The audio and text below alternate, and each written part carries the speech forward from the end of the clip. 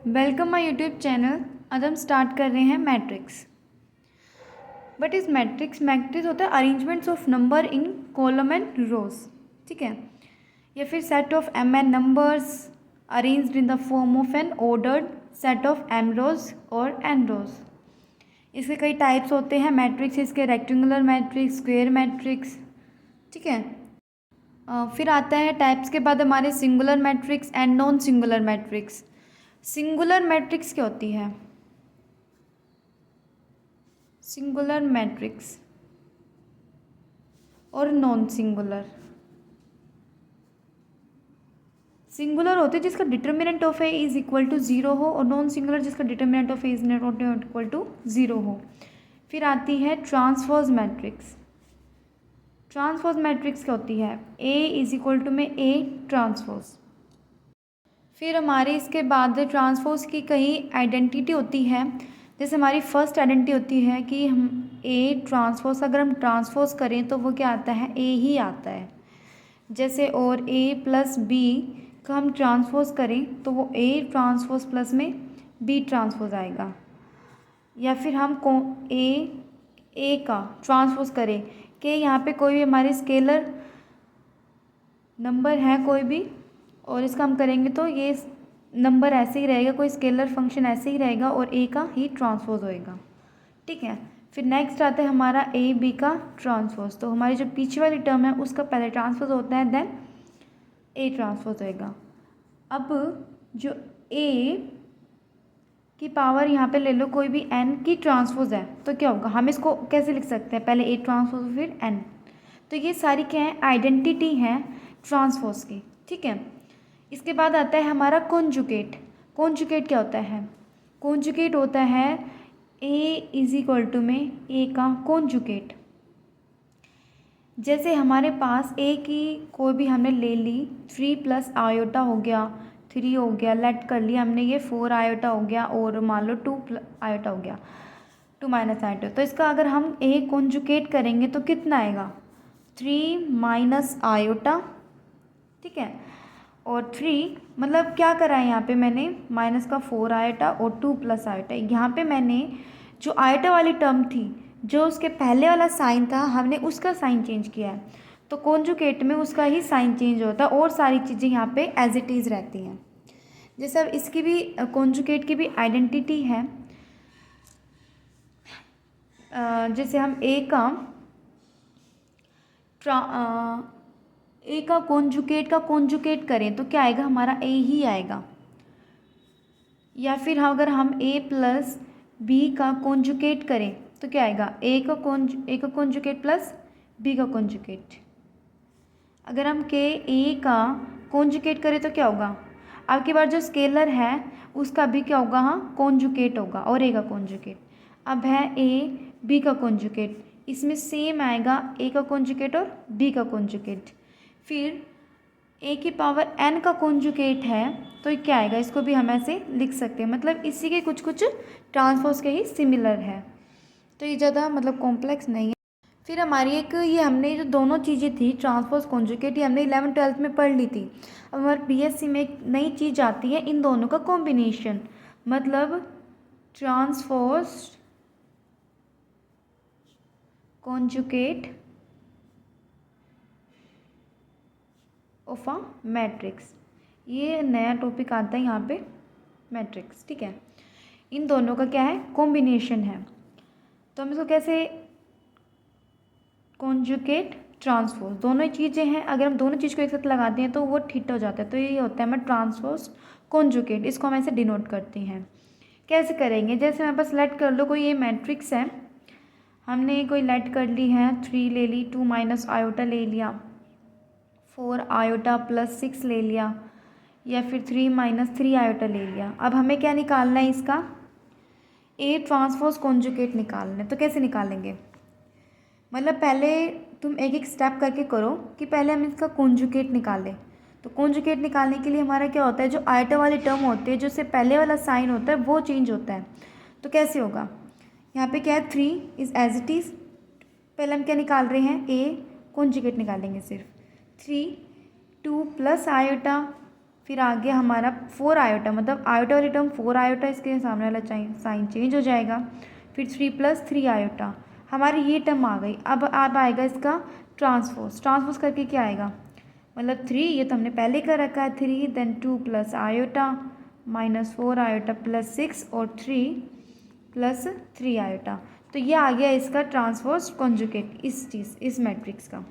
ठीक है, फिर यहाँ पे हमारी ट्रांसपोज कॉन्जुगेट की भी कई आइडेंटिटी आती है, जैसे ए का ट्रांसपोज कॉन्जुगेट ए ही होता है।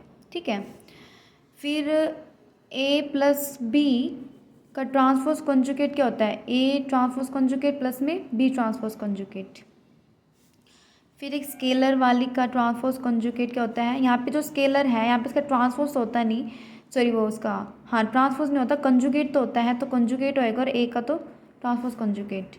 फिर है ए बी ट्रांसपोज कंजुगेट, तो क्या होएगा, ये बी ट्रांसपोज कंजुगेट और ए थीटा। फिर है ये लास्ट वन, इसको हम ऐसे भी लिख सकते हैं। ठीक है, फिर आ जाता है हमारा, जैसे हमारा कोई प्रोडक्ट ऑफ मैट्रिक्स है ए बी, हम इसको ऐसे भी लिख सकते हैं, मतलब ये क्या है, ये इन्वर्टिबल है, = में आई। ठीक है, ये रिलेशन है, ये इन्वर्टिबल होता है। यहाँ पे ए क्या है, इज़ इन्वर्टिबल है, एंड जो बी है वो क्या है, इन्वर्स ऑफ ए।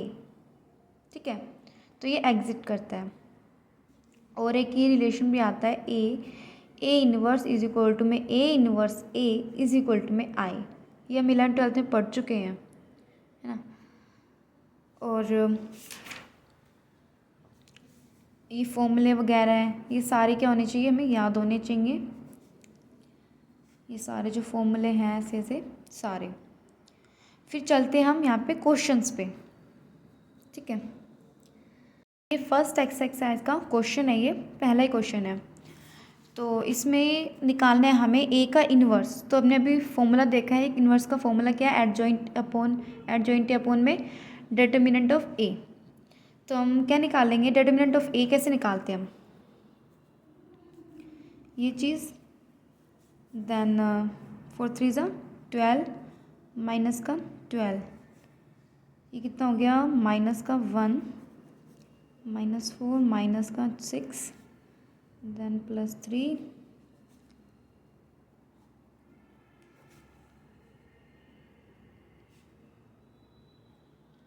माइनस का 10, देन +10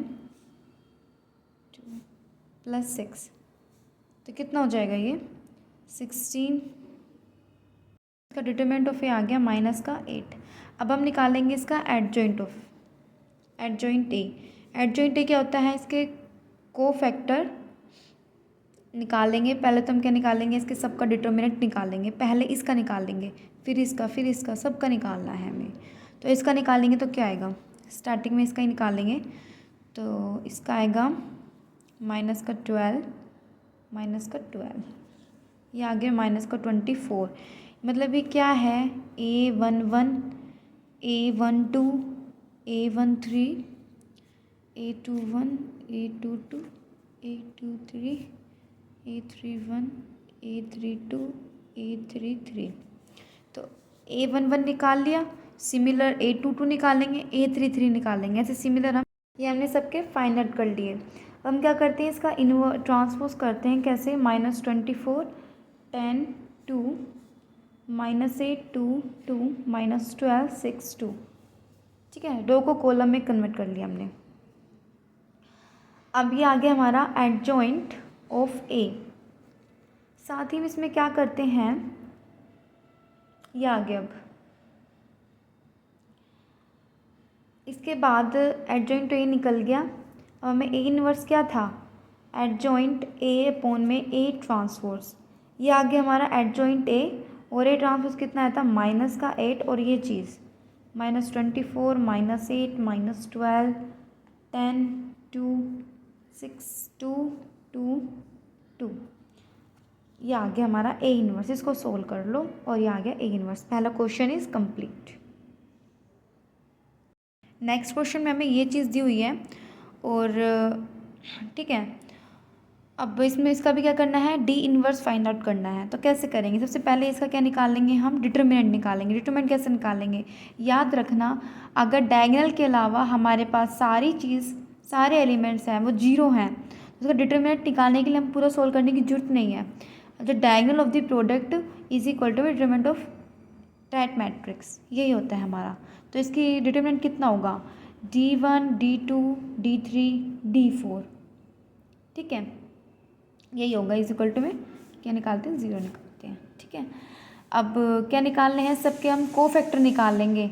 सबके कोफैक्टर निकाल लेंगे, जैसे हमने इस वाले क्वेश्चन में निकाला था ऐसे ही हम इस वाले क्वेश्चन के सबके कोफैक्टर निकाल लेंगे सेम एज इट इज़। जैसे मैं एक का निकाल के दिखाती हूँ, इसका निकाल के दिखाती हूँ, D1 का मतलब A11 का।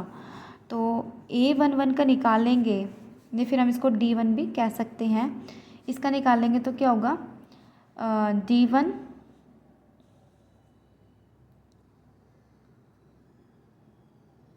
0 0 देन 0 D3 0 0 0 D3, ये हो जाएगा इसका कोफैक्टर। मतलब इसके भी डिटरमिनेंट क्या आएंगे, D1 D2 D3, ऐसे ही सबके D2 के भी निकाल लेंगे, D3 के भी निकाल लेंगे, D4 के भी निकाल लेंगे। सबके निकाल के इस फॉर्मूले में वैल्यू पुट कर देनी है, बस ये सॉल्व हो जाएगा। ये वाले क्वेश्चन ऐसे ही होंगे। अब यहाँ पे आगे चल के हमारे आते हैं लीनियर इक्वेशन के क्वेश्चन। वो सब कैसे सॉल्व करेंगे, वो उसकी टर्म होती है लीनियर इक्वेशन की AX इज इक्वल टू में B, ठीक है। हमें यहाँ पे x की वैल्यू निकालनी पड़ती है, तो A इधर जाएगा तो A इन्वर्स हो जाएगा और B, जिसे हम लेट कर लेते हैं। हमारे पास क्वेश्चन है 2x + 3y + 5z is equal to में 15।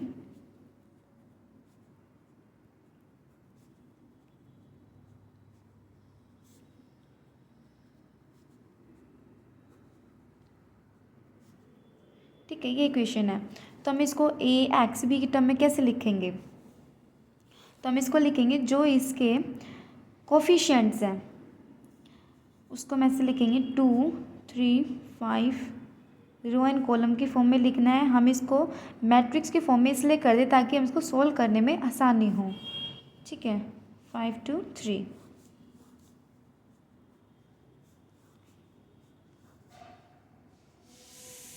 हाँ ठीक, ये हमने किसकी फॉर्म में लिख लिया, A, ये x की फॉर्म में, ये B की फॉर्म में। तो हमें यहाँ से क्या निकालना है, x y z की वैल्यू निकालनी है। तो उसके लिए हमें इसका इन्वर्स निकालना पड़ेगा। इसका इन्वर्स निकालने के लिए हमने अभी करा है और B की वैल्यू तो यही है, ठीक है। तो A का इन्वर्स निकालने के लिए वही जैसे हमने पहले किए थे वही इसके स्टेप बाय स्टेप करते जाना है।